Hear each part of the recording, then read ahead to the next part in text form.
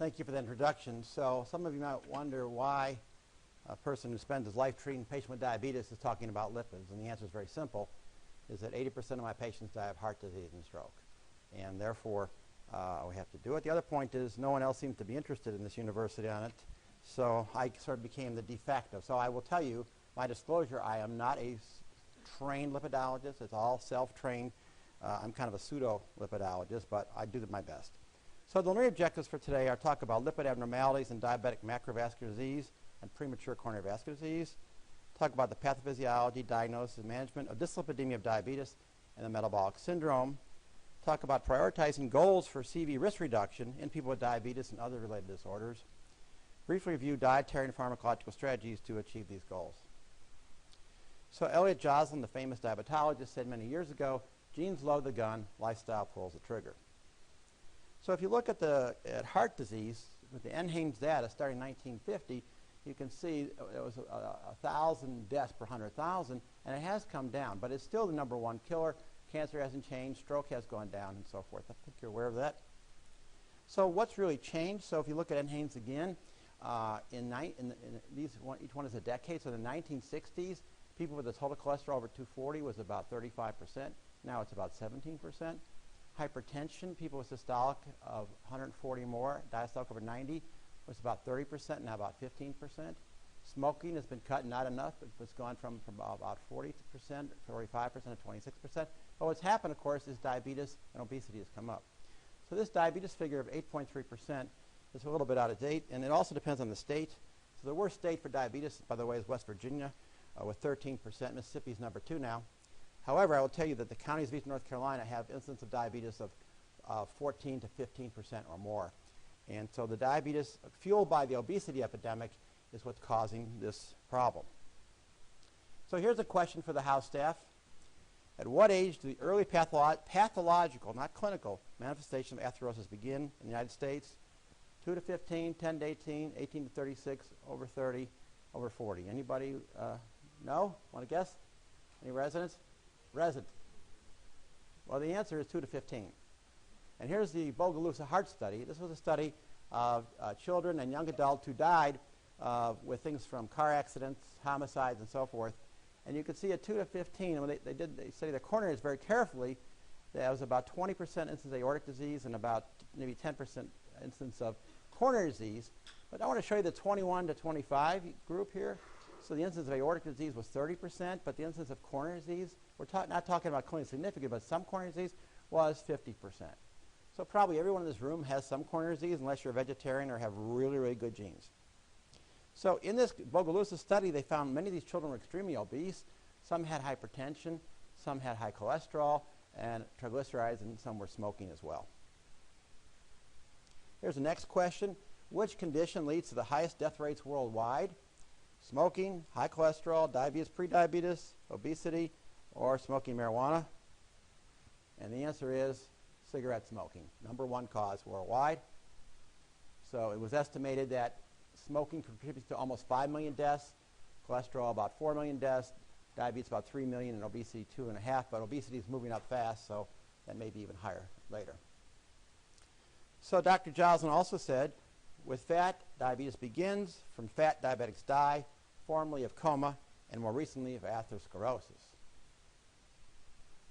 So looking at the deaths due to diabetes, you can see that it has gone up dramatically, where in fact cancer deaths have been level, and there's been actually overall a decrease in cardiovascular deaths. So as I mentioned in the first slide before, with NHANES, cardiovascular disease have decreased, and stroke has decreased.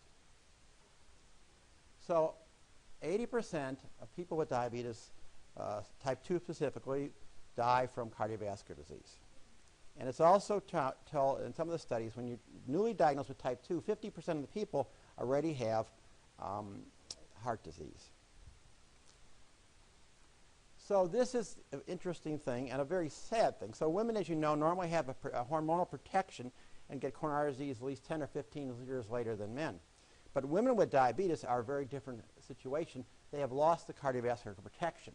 So in the last 30 years, there's been a 27% decrease in heart disease in non-diabetic women, with a 23% increase in women with diabetes.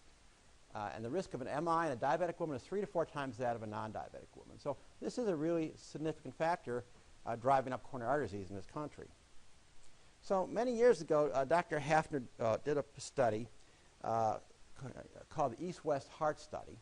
And they looked at people for myocardial infarction over 7 years. And the people that never had diabetes and never had a prior MI had about a 3.5% incidence over that 7-year period. The people with diabetes with no prior, with a prior MI rather, and no diabetes, so they've had one heart attack, now they have a second heart attack, but they're not diabetic, had about a 19% chance, 1 in 5 having a second heart attack. The people with diabetes but no myocardial infarction, no prior heart disease clinically, now had about a 20%. And of course, those with diabetes and a prior myocardial infarction had the worst 45. So because the 19 and 20 are about the same, the American Heart Association came out at that time saying that diabetes is not a risk factor of coronary disease, it is an equivalent of coronary disease. Now, some people have doubted that, and here's a study which seems a little different. Now, this is not, so the last study was incidence of an MI. This study is death. So Kaplan-Meier curves, the ARIC study. So these are people with dying from heart disease over a period of about 11 years. So no diabetes, no MI, about 4%. Diabetes and no MI, about 11%, but no diabetes and MI, about 19%. So there is certainly a difference here, but still, this is significant. And again, coming in the last place, diabetes and MI, about 32%, about a third of them die over 10 years. So I could give a whole talk on this concept. That's improved glycemic control, decreased cardiovascular mortality in patients with diabetes. And this has been controversial. And we'll talk more about it in maybe another lecture. But some studies, such as the EDIC study, which was a follow-up of DCT, UKPDS, the EPIC, STENO2, and the VA study in the first 15 years, did say that you catch people early in the course of disease, glycemic control is helpful. Late in the course, it may not be, such as a cord. So the VA study, for example, they had less than 10 years of diabetes. Their reduction with better control occurred. 10 to 15 years was a wash. More than 15 years, they actually had more. So that basically supports the legacy effect. And if you get people in control early with type 2 diabetes, you may have a better chance of preventing. But the rest of that, most of the people, we have more to worry about controlling lipids, blood pressure, weight, and stop smoking. So this is probably pretty known to you guys, a brief review of atherosclerosis. And here's a tombstone of John Doe who died of a bunch of stuff. We don't have much. But if I put the Bojangles menu on that, that would probably be pretty good. So what did he die of? Of course, we all know he died of a coronary thrombosis here, shown here. And here you can see a myocardial infarction, 1 week old. You can see that tissue over there. And then here's the thrombosis of the coronaries, and here's the ruptured plaque. So this is what's going to kill most of us in this room and most of our patients. So here's a normal coronary artery. Here's one obstructed with plaque. And we know the concept of the vulnerable plaque that is patient. So really the diameter of the blood flow may not be as important whether that what the plaque is made of. If there's more fat in that plaque, you're more apt to have a coronary thrombosis. And this slide just shows you the time course. So when you start off, these are the Bogalusa heart study we discussed. So here you have little fatty streaks in young people, but eventually the fatty streaks get worse, become plaques, become atherosclerotic plaques, and they may actually get angina or claudication. And here then, of course, you get the plaque rupture, fissure, and thrombosis, leading to an event, ACS, unstable angina, heart attacks, death, stroke, critical limb ischemia. So John Guyton, who was our speaker a few years back, he made a very important point, and that is the intima, the arterial intima and the coronary arteries does not have lymphatics. So therefore, it cannot clear away these molecules. So LDL, therefore, concentrates 10 times higher than other connective tissue. I think that's a very important point that people don't always appreciate.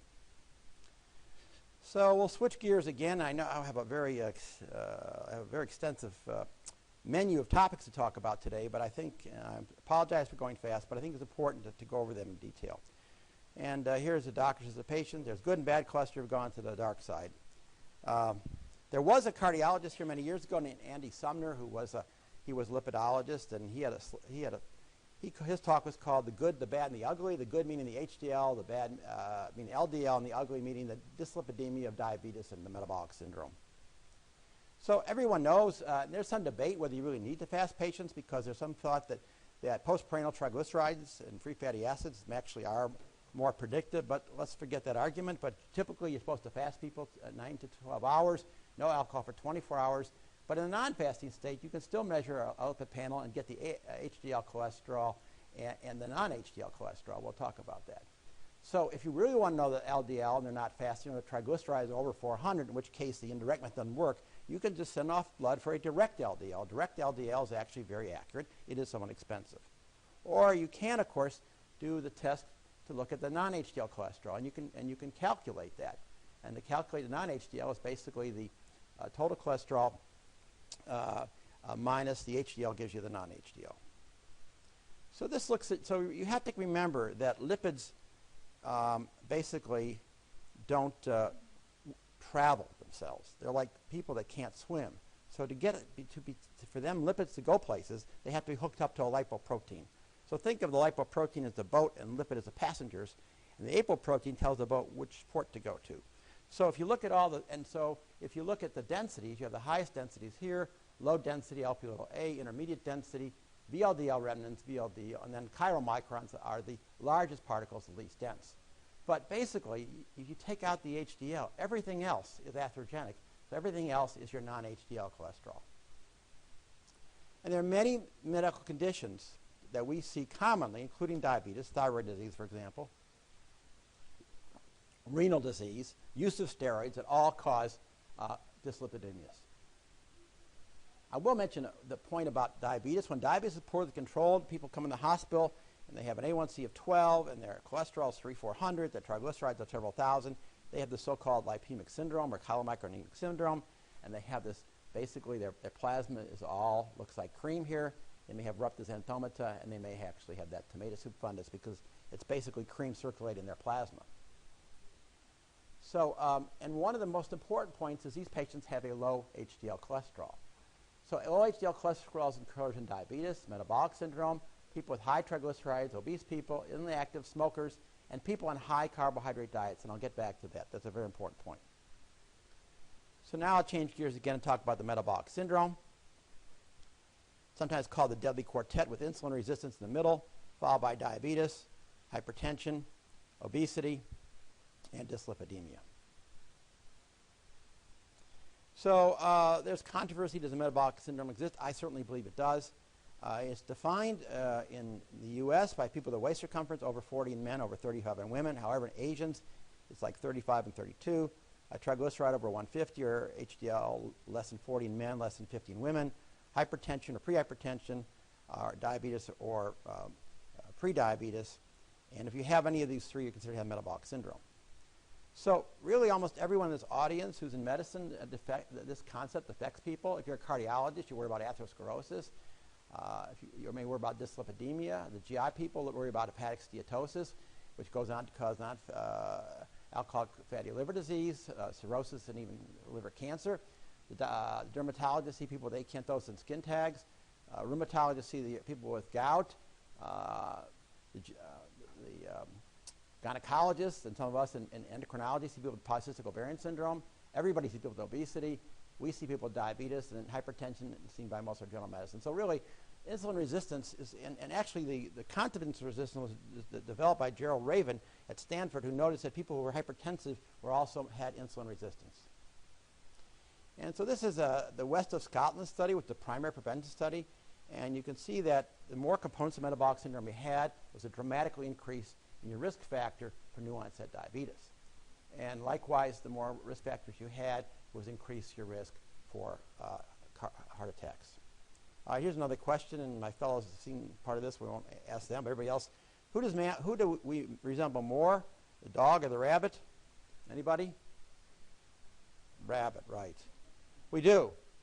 And we do resemble the rabbit more because we have dull teeth, not sharp teeth. We don't have claws, although some of you have long fingernails, I guess. But the biggest difference is the intestine.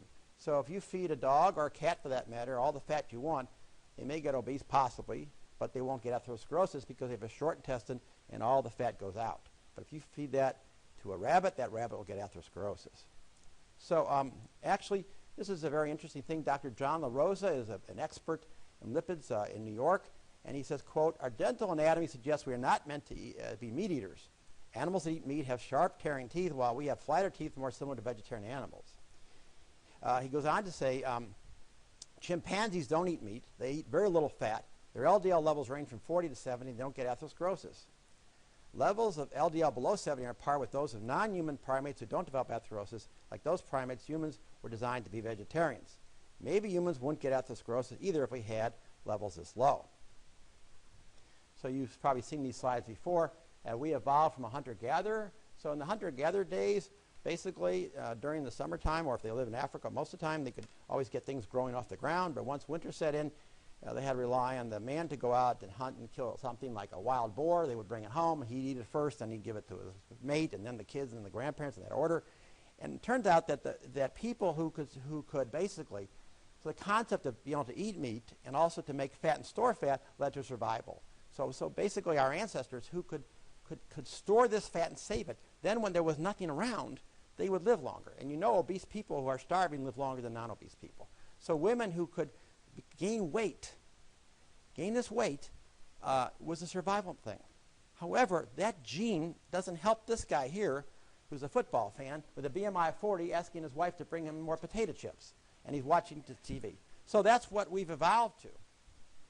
And so there is a theory which I think is true. It's called the thrifty gene hypothesis. And that is our ancestors with intermittent starvation and a high protein diet. Remember now that the meat that people ate is sort of like eating, if you go eat venison, for example, there's hardly any fat there. Those of us who eat roast beef, you know that cow is raised on grass, then is sent to some little stockyard in Nebraska, put in a little pen, fed corn, so it gains another 150 pounds. And then, of course, you know, they serve that cow with roast beef, which tastes delicious. So we eat the roast beef, we eat the hamburgers, and, of course, we get atherosclerosis, we die. So I guess it's only fitting we kill the cow and the cow kills us. So the concept is intermittent starvation, high protein diet, and also you don't have, I mean, how do we get our food today? We'll say, oh, I'll have 2 Big Macs and order fries, and you're still in the car ordering the thing.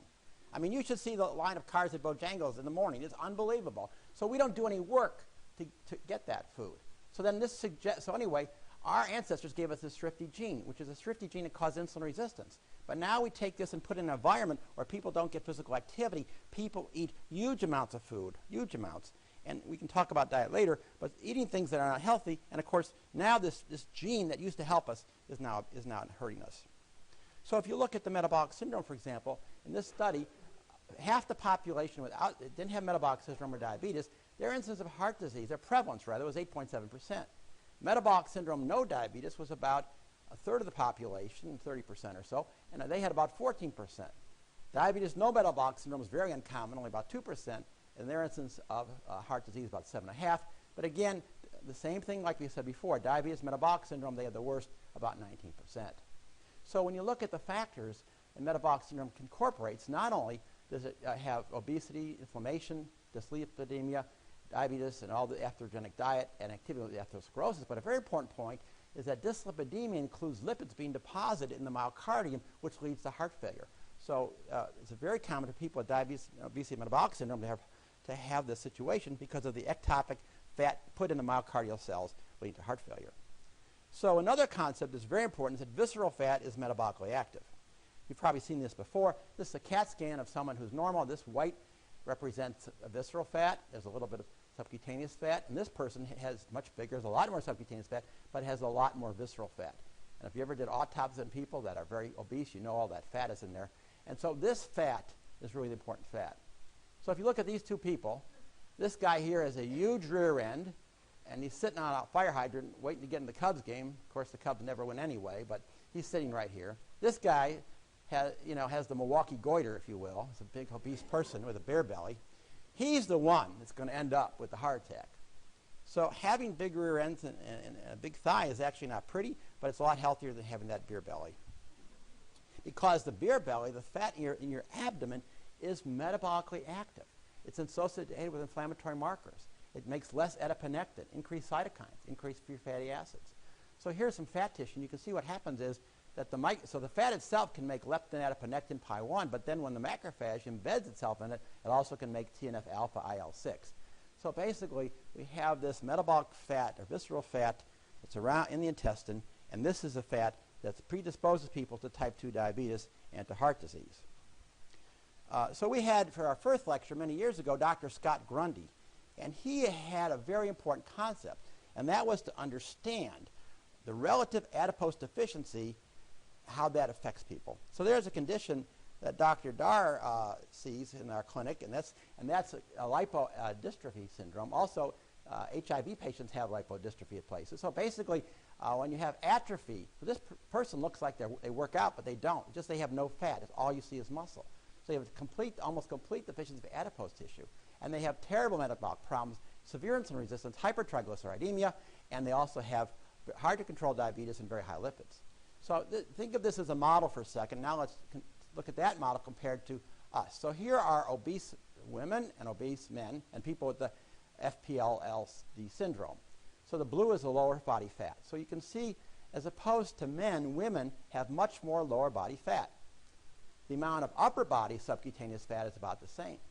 So therefore, women have more depots and they have less visceral fat than men. And they have less ectopic fat than men. So that actually is one of the main reasons that women have better survival, except of course if they have diabetes, in terms of heart disease. So when I say ectopic fat, what do I mean?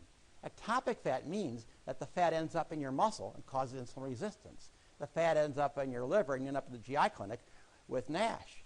The fat may go in the beta cells, and then if that fat goes into the heart, you have myocardial dysfunction and you're in the heart failure clinic. So the way I like to think of it is with an analogy.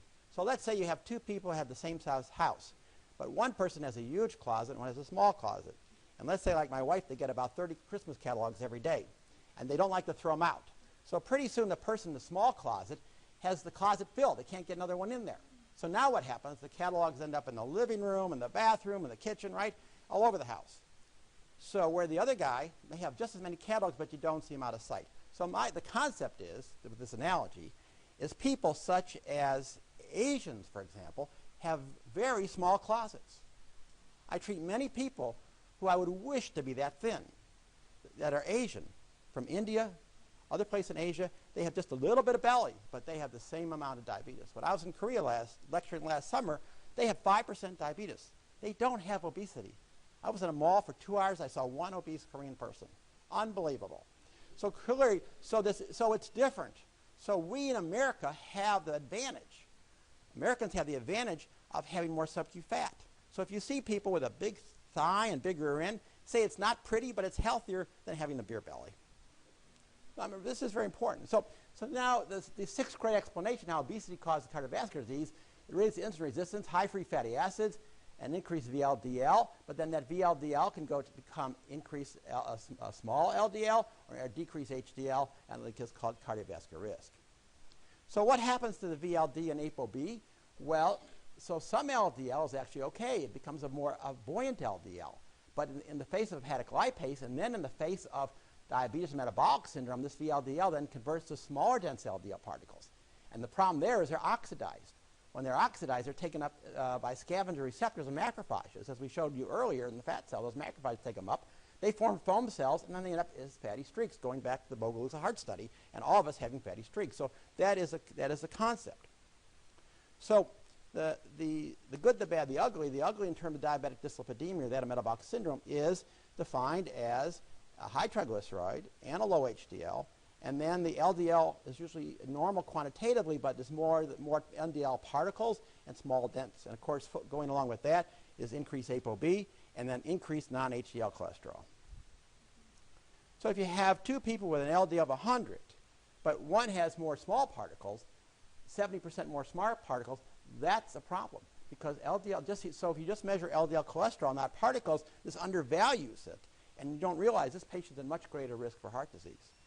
So this is a study looking at HDL and triglycerides and LDL, and it's kind of complicated, but the point of the matter is the cardiovascular risk correlates much, much better with LDL particles than it does with any of the other measurements. So we do use a lab called LipoScience in Raleigh, and we send out this analysis for particles, and it's sometimes very, very helpful.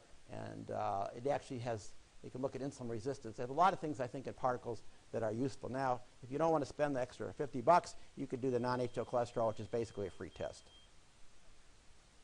So what about risk assessment? The doctor says, well, your cholesterol is the same, but your research findings have changed. When I was a medical student, we were told normal cholesterol is below 300. A systolic blood pressure was your age plus 100. So if 60 years old, 160 was normal. And a blood sugar, anything below 200 was normal. So it's all changed. And we now know more stuff. And we'll talk about what is really normal. So risk factors include your age, men over 55, women over 45, smoking, hypertension, low HDL, and a family history of premature heart disease in males less than 55, females less than 65. So when you assess a patient for lipids, what do you want to do? You want to look the patient over, and I believe in examining patients without their clothes, putting a gown on them, and actually looking at their skin, listening to their heart and lungs, not using it through their clothes. Anyway, that's sort of a thing I think is important. But anyway, many times you find things, and you can find xanthomas on patients, and xanthomas can be a clue. So now arca senilis is pretty common, but if you're under 50, it may actually be a sign of high cholesterol, where at over 50, it's considered to be, quote, normal. You can have plaques on the eyelids, which actually predict cardiovascular disease. And you can have xanthomas. These are tuber eruptive xanthoma, which are classic for type 3 or remnant removal disease. So it's important to look at the patient for xanthomas and to do the cardiac risk. You can do the Framingham risk, which is around for a long time. The only reason I don't like Framingham risk, it doesn't include diabetes. And again, as I mentioned before, type 2 diabetes is considered a risk equivalent, as is people with carotid disease, aneurysms, PAD. So all these things are considered cardiac heart disease equivalents. So I mentioned what normal cholesterol is. So I'm sure everyone in this room knows their cholesterol. But if you're between 150 and 200, I think I'm doing pretty good. Well, actually, you're not, because in the Framingham data, 35% of people with cholesterols in that range, below 200, still had heart attacks. So I'm waiting for the new classification. But they're still saying, well, LDL should be less than 100. But I don't agree with that. Here's my friend Barbara Howard's data. And if you look at people with LDL of 98, they still had a 37% increased hazard ratio. Only when you get down to 70 or less does the ratio go to 1 or less. So management strategies. So here's a close-to-home cartoon. The doc says the plaque buildup in your arteries is so severe I brought in a specialist, and here's a rotary guy. So, all right. So we could talk about studies, lipid studies, clinical trials forever, but there's two basic varieties: primary studies, primary prevention, and secondary prevention. I'll just talk about a couple. The 4S was one of the major studies showing simvastatin had a 55% risk reduction, and the subgroup of diabetics it did very well. And the CARD study said basically, the bottom line with the CARD study that starts for collaborative atorvastatin diabetes study was, quote, the debate about whether patients with type 2 diabetes warrant statin therapy should now focus on whether there are any patients at sufficiently low risk not to be on the drug. So basically, that is the point. So they recommend everyone with type 2 diabetes be on a statin. And a summary, including the heart protective, the Prove It Timmy 22 study, basically, when they lowered their LDL down to 65, they had tremendous improvement. CARD study, again, I mentioned. The VA HIT study used gemfibrozole and was helpful. But basically, the bottom line is, for each 35 milligram decrease in LDL, there's a 50% decrease in CVD in people who have primary prevention, like you and me, if we don't have heart disease. But those who have heart disease, a 25% reduction. And this seems to be consistent no matter what your LDL level is. Are statins enough? Well, it depends. So here's the heart protection study. 40 milligrams of simvastatin reduced risk 24%. But still, that means 1 out of 5 people had an event within the next 5 years. So the question is, should you get the LDL now even lower, down to 70 or less, and that with a higher dose, or like the high dose of atorvastatin study, or should you add a second drug? And that's a kind of a question. So the HATS trial looked at niacin-statin, and they had an 85% reduction in angiographic progression in secondary study after 3 years, and 97% event-free at 3 years, published in the New England Journal 2001. Now, a more recent study, the AIM-HIGH, is a different study, but the problem with all these new studies is everybody's on a statin. So therefore, if you compare people, the control groups on a statin, there's not that much really difference you can see to find an effect. So we'll talk about, they say LDL should be less than 100 in the diabetic patient. I disagree. It should be less than 70. So in 2006, they came up with an update that said that it might be reasonable to drive the LDL down to less than 70 if you can. So there's more data I think I'll show you in a minute about that. But so atherosclerosis, Dr. Guyton showed in this slide, is driven by LDL, reversed by HDL, and modulated by other factors, including the high glycemic obesogenic diet. So here's my favorite character, Homer Simpson. It's healthy eating. And here's a guy with, here's a question for the house staff. Okay, house staff. Which food entree has the worst fat? McDonald's Big Mac, Burger King Whopper with cheese, Arby's bacon, beef, and cheddar, Subway 6-inch meatball marinara, or the Taco Bell salad? Oh, you know this stuff already. Okay. So Big Mac is 46 grams, Burger King is 40 grams for the Whopper, 26 for the beef cheddar, 24. And here's Taco Bell, 52 grams. If that's a salad, I'm the Pope. I mean, it's ridiculous. All right. So, so clearly we talked about how there's an epidemic of obesity, and clearly one of the things in metabolic syndrome is the Western diet that we have today. So the Western diet is not good. Then there's a yo-yoing, people that lose and regain, and one of the things is when you lose about 10% of your body weight, the body's metabolism slows down, so you regain that weight. Some of you might have read recently that Tom Hanks says he has type 2 diabetes, but if you watch him over the years, some movies he had to gain a lot of weight, and some movies he lost a lot of weight, so he's been yo-yoing forever, and he said he's been pre-diabetic, and now his doctor says, congratulations, you graduated, you're diabetic. So yo-yoing is not good. No question, if you want not to die from heart disease, you should be on the Mediterranean diet. It's clearly the healthiest diet, and there have been many studies in it. This is one from Archives in 2008. This is so-called the Predi-Med study, which really, so those in, these were secondary studies, so those who were on the Mediterranean diet plus nuts had a significantly higher 70% chance of reversion. So this study came out this year in New England Journal using the Mediterranean diet, primary prevention, and the conclusion was among persons with high CVD risk, a Mediterranean diet supplemented with extra virgin olive oil or nuts reduced incidence of major cardiovascular events. And what does that mean, this diet? Olive oil, nuts, fruits, a lot of antioxidants here, legumes and so forth, some wine, and then discourage sodas, baked goods, fats, and processed meats. So a friend of mine who's a rheumatologist had a lady who was always reading her Bible, and her arthritis was due to the fact she was overweight. And he finally said, have you ever heard of the Bible diet? She said, no. He says, why don't you just eat what's in the Bible? And, basically things that you can grow and whatever, nothing in a package or a can. And she lost 100 pounds in the Bible diet. So it works. There's a lot of things we could talk about, like red yeast rice and soy proteins. And these are things that can help, sterols help, so forth. So then we talk about exercise. Homer Simpson says, why can't someone else just do it for me? And he's sitting there with his donut. All right. This guy was told to walk his dog for exercise. Dog's on the treadmill. So the strategy for diabetic dyslipidemia is first, number one, you still, even though they're diabetic and they have a high non-HDL cholesterol, you still get your most bang for buck by lowering the LDL cholesterol. Then you try to, if you can, raise HDL, which is hard with exercise, weight loss. If you have a high HDL, you're just lucky you have good parents. My mother lived to 90 years old. Her HDL was 80. She never had chest pain in her life. So I mean, that's a great gene. So if you have it, it really helps. Other approaches, again, trying to lower non-HDL cholesterol, ApoB, and then the remnants. So this is another slide courtesy of Dr. Guyton. The best drug to lower LDL, unequivocally statin. The best drug to raise HDL, if you can tolerate, is niacin, followed by weight loss and fibrate. And the best drug to lower triglycerides is a diet, a low-carb diet, absolutely. Weight loss followed by that. And then, of course, you have fish oil, statins, fibrate, and niacin on the bottom. So the NCEP National Cholesterol Education Program needs to be updated, but currently they have a classification of low risk, high risk, and very high risk. Very high risk means you have diabetes or already have coronary disease. And they say, well, get their LDL to 100. And very high risk, you have diabetes and you smoke, or you have diabetes already had a heart attack. And they want their LDL to 70. Again, I want my patient's LDL down to 70 for everybody. I want my LDL below 70. So this shows you the other drugs. And the ezetimibe is not bad for LDL, but doesn't do much for the HDL or triglyceride.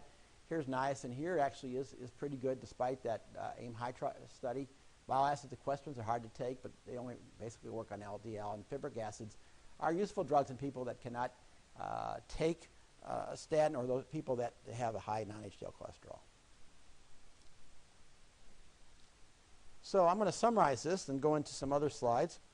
We're doing pretty good on time. So I would say, first of all, treat type 2 diabetes as a vascular disease, intervene for early detection, aggressive risk factor reduction in people with abdominal obesity, basically the metabolic syndrome, dyslipidemia, impaired prediabetes. So in this country, by the way, there's 25 million diabetics, but there's about 73 million pre-diabetics.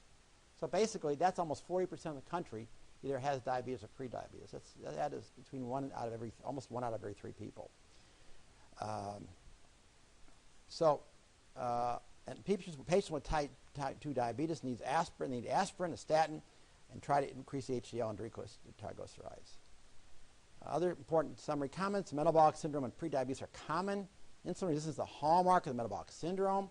Clues to metabolic syndrome include a positive family history, acanthosis, and Caucasian people, they may have some acanthosis under the arms, never get in the neck, but minority people have it in the neck, and if I see someone who looks Caucasian, they have it in the neck, I ask, do you have any Native American? Sure enough, they have Native American in them. So you have to look in the neck. So to look at the neck and look at the underarms, you have to examine the patient to look for the acanthosis and for the skin tags, and skin tags are equivalent to acanthosis. Prediabetes is associated with twofold cardiovascular risk. Dyslipidemia should be aggressively treated with statin or other drugs. And lifestyle is still the preferred method. So in the diabetes prevention trial, they compared active lifestyle, which is significant dietary intervention, and physical activity versus metformin or TZD. And actually that won. The lifestyle reduced conversion from prediabetes to diabetes. And so doing the same, you're also going to reduce their cardiovascular risk.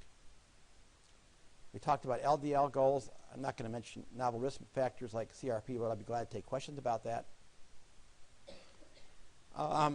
So in treatment of dyslipidemias, I want to mention that statins have a pleiotropic effect.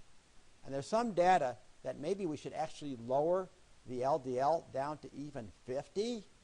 Yeah, I know. Huh? Well, so really, because it's true that vegetarians and chimpanzees, like I mentioned, have LDLs well below 70.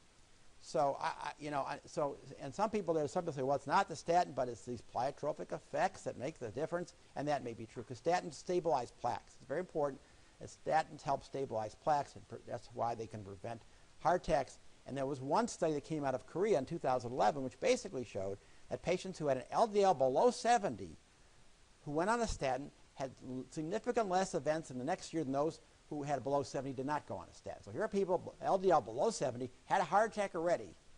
And when they were on a statin, they had significantly less reduced. So it's either because it's reducing the LDL below 70 to 50, or it's because of these pleiotropic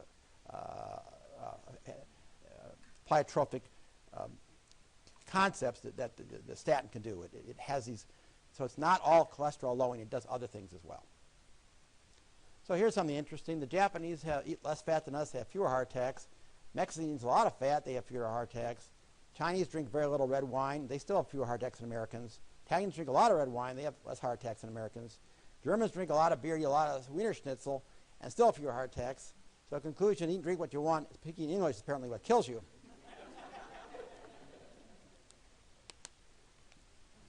So we had some time. I have some other slides.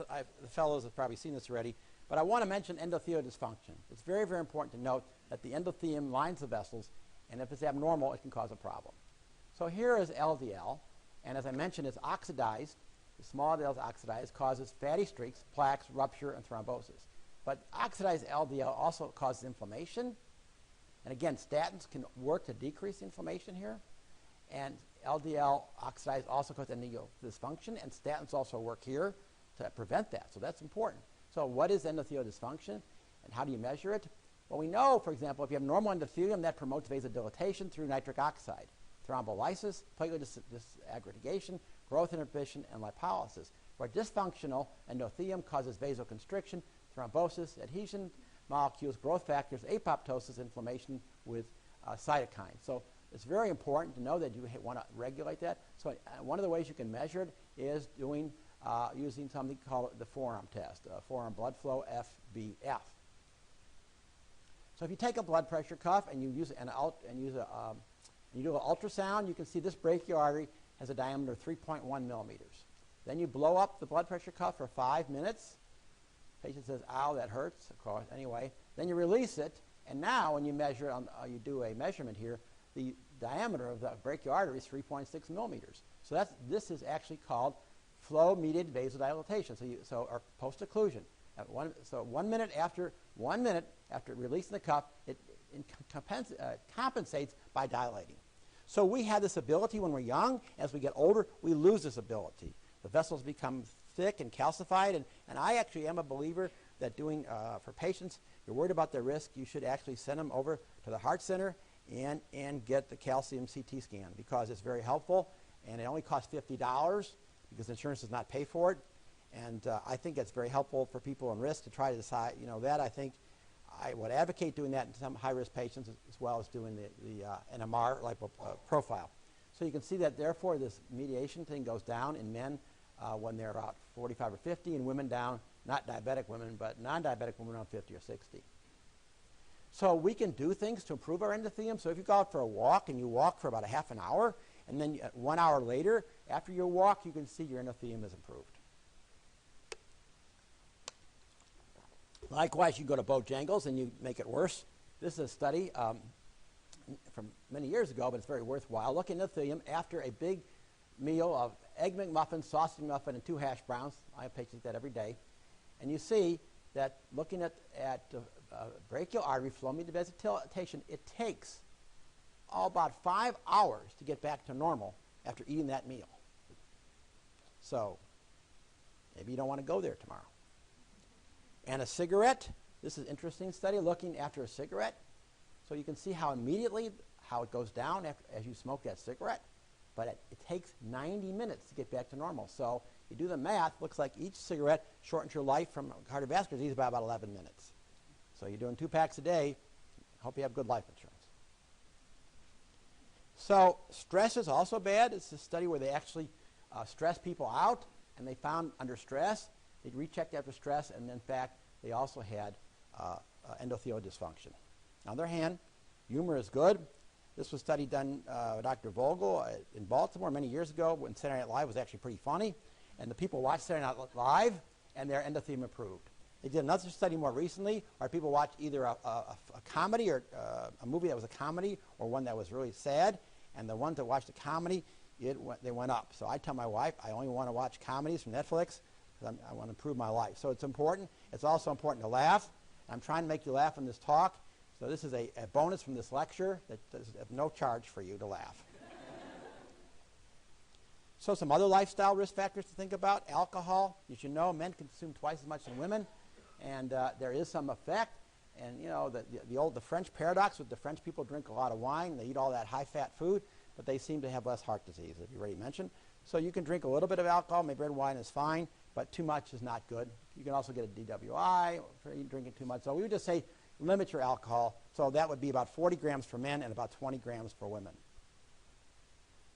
I love this one. It's a study came out a few years ago on chocolate and the Stockholm epidemiology, the sheep study. It turns out that people that had chocolate had lower mortalities after a heart attack. So if your chest starts to hurt, pop an aspirin, have some chocolate on the chocolate on the way to the emergency room and the ambulance. This is a study of statins showing from Dr. Vogel again that this was cardiologists. These professors of cardiology had their endothelial function checked before and after they went on statins, and there was a marked, whether they took pravastatin or simvastatin, there was a marked improvement in LDL and in flow-mediated vasodilatation. Here's a question for the audience. Which occupation is most stressful? Chicago bus driver, Greenville policeman, school of medicine physician, North Carolina park ranger, or cashier at Walmart? Of course. So here's the forest ranger. He has the lowest job strain and the lowest decision latitude. So he goes onto the tower with his binoculars, and it's sunny out, and it's a beautiful day, and there's birds, and it's very low stress. And, and his whole thing is all he has to do is, take the binoculars, smoke in Sector 6 and call it in. That's all he has to do. So he has a good job. So how about physicians? Well, we're not quite as good. It probably depends what you do, whether you're a surgeon or a psychiatrist, whatever. So here are the people with the highest stress jobs, assembly line workers, cashiers, even waiters sometimes have And it has to do with your psychological demands and the schism attitude. So really, it makes a difference. So this is an interesting thing. You take men and women who are in routine occupation, and you promote the woman. So she's now in a prestige occupation. She's a dean, maybe. And her risk goes up, actually, from triples her risk for heart disease. The man, you promote him, and his goes in half. Doesn't seem fair?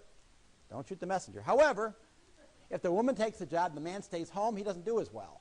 So the house dad, his goes up. And if she leaves him and he's divorced, his goes up as well.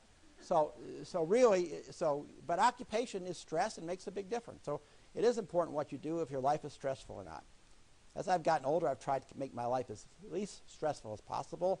I used to be in D.C. and spend 45 minutes each way commuting back and forth. Now I get here in 6 minutes, so that makes it a lot less stress. So Dr. Vogel, in this slide, he called it the virtual blonde effect. My wife's a blonde. She said that was sexist, so I named it the happy marriage effect.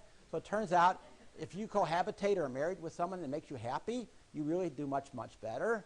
Your quality of life is with survival in heart failure subjects than with someone that makes you unhappy. So my advice, if your spouse makes you unhappy, you should divorce them.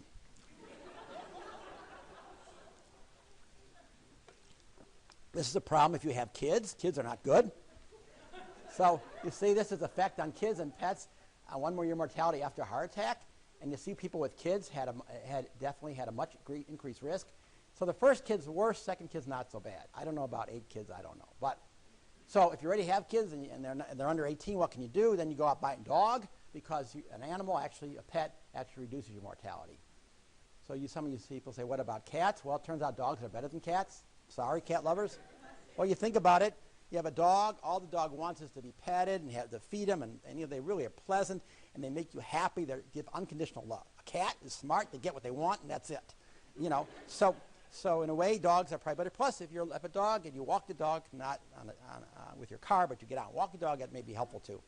So in this thing, it's better. So if we put this together, my advice to all of you is don't worry, be happy, drink in moderation, eat chocolate twice a week, limit trips to McDonald's, Krispy Kreme, and Bojangles, be successful in your career, whatever it is, marry or cohabitate with a fun person, exercise 3 times a week, don't smoke, have lots of friends and dogs, but fewer kids and cats. If you can't do that, then take a statin, aspirin, and get a good cardiologist. Thank you very much.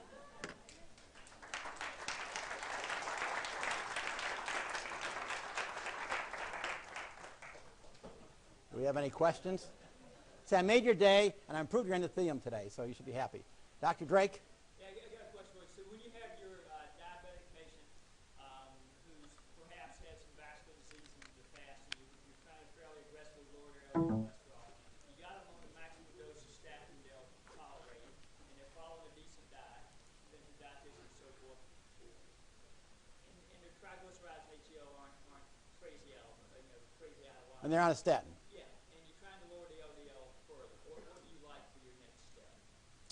Well, again, you try to see what dose of statin they're on. So, they took the 80 milligram simvastatin off the market because of problems, but they do have high dose of atorvastatin. Rosuvastatin is even more powerful. So you can try to give the most powerful statin they can tolerate. That will lower the LDL. And then I think if their non-HDL is high, they're still at risk, and you can do that. You can do the NMR. If you're really worried, you can go and send them for the coronary calcification study, Dr. Mavahed. And you're still at high risk, then you have to say, okay, what am I going to add? If you add ezetimibe, their studies showed ezetimibe plus either atorvastatin or simvastatin lowers LDL more and may have some benefit. Or you can then try to deal with things like niacin fibrates. Unfortunately, niacin is poorly tolerated a lot. Some of the fibrates depend. So the gemfibrozole is the cheapest one, but that has interactions with things like simvastatin. So pravastatin is a good one. There's no drug interaction with that one. So I think there are other options, but I think, part of it is nutrition. I mean, what happened in this country is they said we need to have low fat. So all the companies took the fat out of a lot of products, and instead they put in more carbohydrates. And in fact, our country's getting fatter. And people that go on low carbohydrate diets, their lipids improve a lot. So, I mean, I say any diet that works is a diet worth keeping, and I encourage people to do. But I think the low-fat diets have really not been successful. It's hard to follow. They're not really successful. So if you want to prevent heart disease, Mediterranean diet is better. If you're trying to lose weight, a low-carb diet's good, but it's hard to go for 4 weeks without eating a bagel or something like that. So it's difficult to stay on a low-carb diet. Some people can, but I think anything that can help them lose weight, and the other point is, it's very important, you go on the diet and you lose weight, you must exercise. Otherwise, the weight will guarantee it's going to come back. It comes back every time. Great question. Yes, in the back? What do you say about fish oil capsules? Because, I've read studies recently where they're saying it doesn't help the way they try. Right. So, that has been of some concern, as even some say, well, the fish oil capsules have anything to do with prostate cancer. I don't know. I think, the best you can do is you measure your lipids. Patient can't tolerate this, they can't tolerate that, and you put them on fish oil and they improve, then great. But actually, probably what's better than fish oil is really eating fish. And those things like salmon are really worthwhile. I happen to like fish. Some people don't like fish, but if you eat a lot of fish, that's part of that Mediterranean diet. It's probably healthier to eat the salmon or sardines during the week than it is, sardines are probably a lot cheaper than fish oil capsules, especially if you get the commercial one. So I don't know, but I think that a lot of these things have to be relooked at. Some people are saying that saturated fat's not as bad as we think it is, but clearly I think the point of the matter is we were meant to be vegetarians. The fact that we can eat meat clearly as a survival mechanism. But, and so what I do in our home is we get the leanest meat possible, and I don't think it helps that these cows, in addition to being fed all the corn, are given antibiotics and hormones. I think that's a terrible thing. We've been eating this stuff for years, and that affects our kids, it affects everybody. So I think, we're really a victim of what we've done in this country, and it's really unfortunate. Because really, you have a patient who's on their statin or whatever, and they go away for a vacation for a week, they come back, their livers are terrible. It doesn't take long. I've had people go on a cruise, they come back and all the lips are bad, because this changes very quickly when you start changing your diet. So it's really important to eat properly, because no matter what you take for your cholesterol, if you don't eat properly, you'll never do well. Okay, I'll be around with more questions. Thanks again.